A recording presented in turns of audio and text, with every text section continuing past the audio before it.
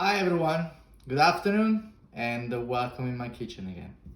So today we're gonna make a simple recipe, the rustic bread. It's gonna be the bread, the bowl, very crispy outside and soft inside. So four ingredients, but very important. The first one is the flour. So for make this bread, we have to use high gluten flour. Is or bread flour. In the supermarket, you can find as a bread flour. In the warehouse, they usually sell it as a high gluten flour. The reason why we're using this flour is because the level of protein is very high, and of course, and when it's proofing, it will get a better result. So the other most important ingredients is the water. Usually the water, we don't use hot water or super cold water, but I would say we start with the room temperature water. And the salt is already in the flour, and yeast.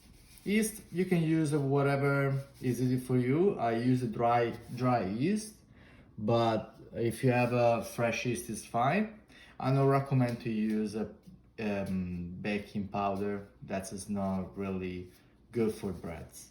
So we start on the mixer, mix up the flour.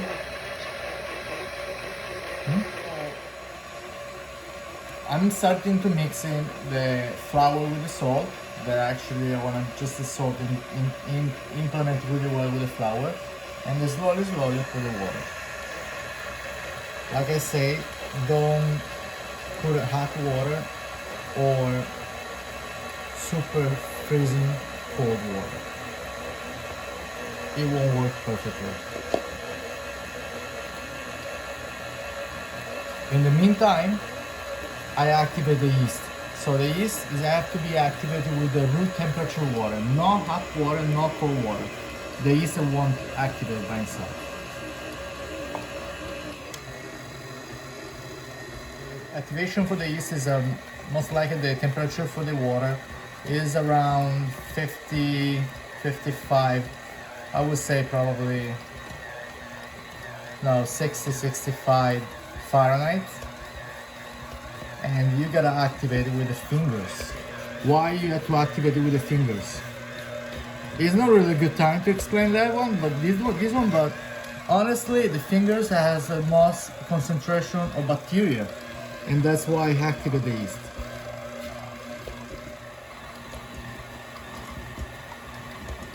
And you can dump in the mix.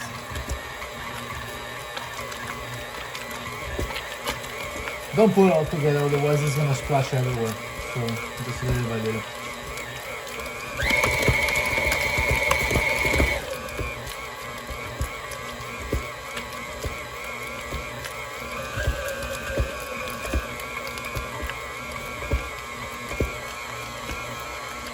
Don't forget, when you make a bread, you have to keep in mind the temperature is it can overwhelm the bowl. So you gotta always touch the bowl with your hands, and if it's getting too hot, you gotta put some ice cube inside. And the time of proofing is probably around 8 hours. So this one is gonna be done by tonight probably.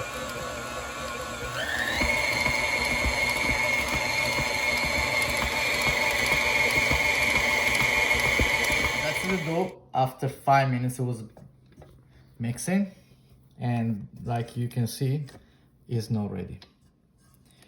The dough is not stretching enough and is breaking, so you need more time.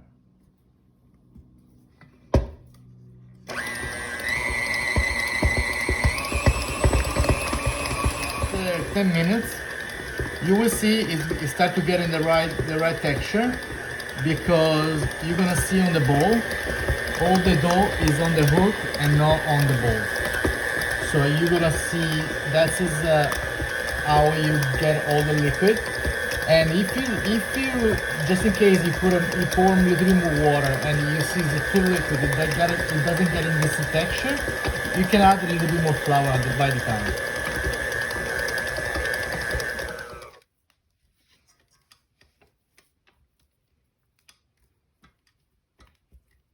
So now, little by little, of course, the mixer is very important. You know, so if you don't have a very high speed or powerful mixer, it can be a little bit more difficult than to make any kind of dough.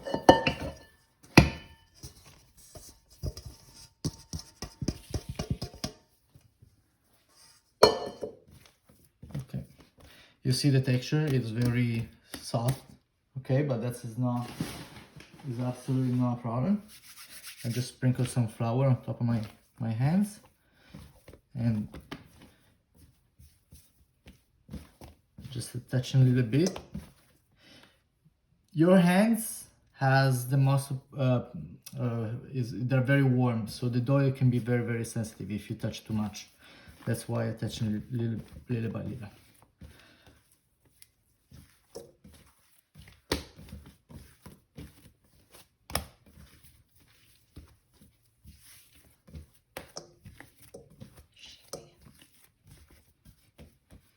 Okay, the dough is done, and what I'm gonna do now, I'm gonna put in the tray.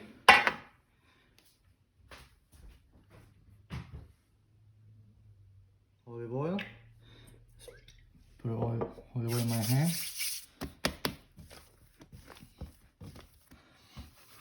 I'm gonna put it in the tray for 3 hours and let it proof for 3 hours at room temperature before we're gonna shape and make the right portion. Here we go. Some flour on top. Just, you see the texture is good, and let it rest for 3 hours. So it's been already 3 hours, and how you can see, our dough is proofing. You raise the volume almost double, and it's a very soft. So it's start to bubbling.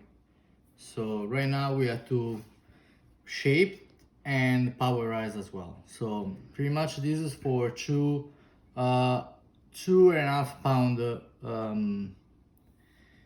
bread. So I cut it in half.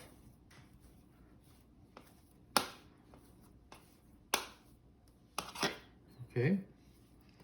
And what we're gonna do is we're gonna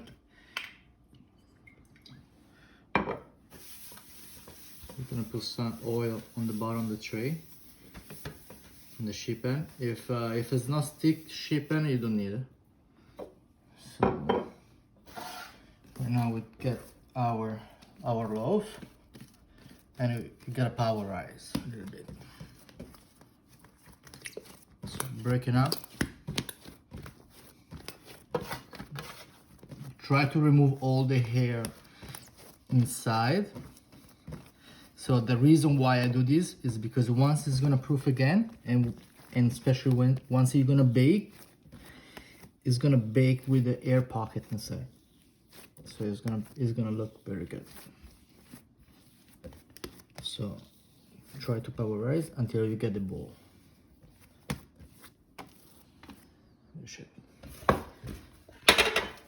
Do the same thing with this one. Some oil.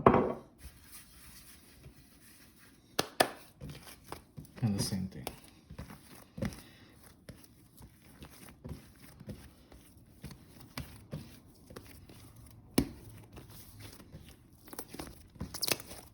You see how the air is inside is popping up. That's as good. So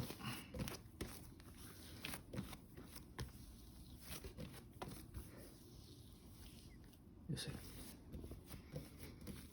So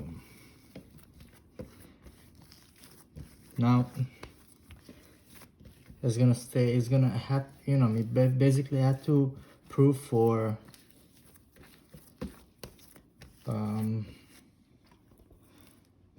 more more or less another 3 or 4 hours. And we're gonna put in the oven right away after that. So before I'm gonna bake, I'm gonna cut on top like any shape you want, triangle or cross, whatever you like.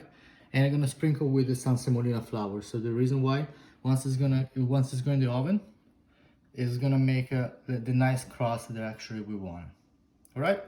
See you later. So, friends, we reached our 7 hours proofing, and our dough, it looks amazing, nice, fully bubbly.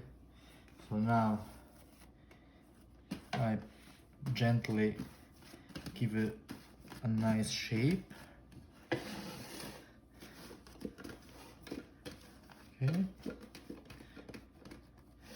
Okay, gonna do the same thing with this one. The difference, I'm gonna try to make a loaf.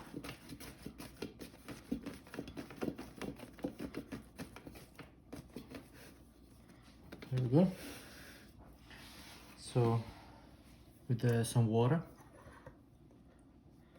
just splash some water, gently touching the dough.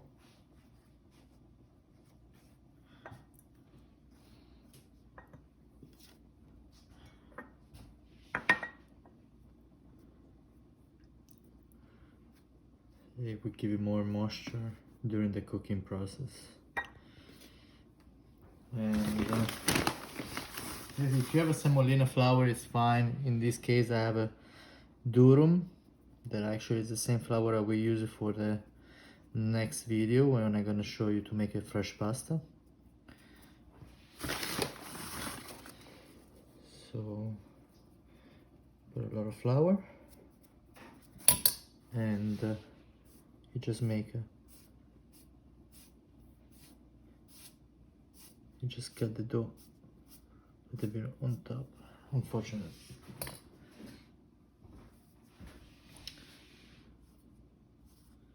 Usually for do this you need a blade, but of course I don't have it right now, so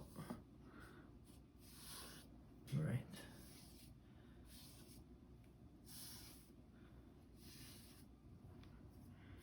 And the bread is ready to go in the oven.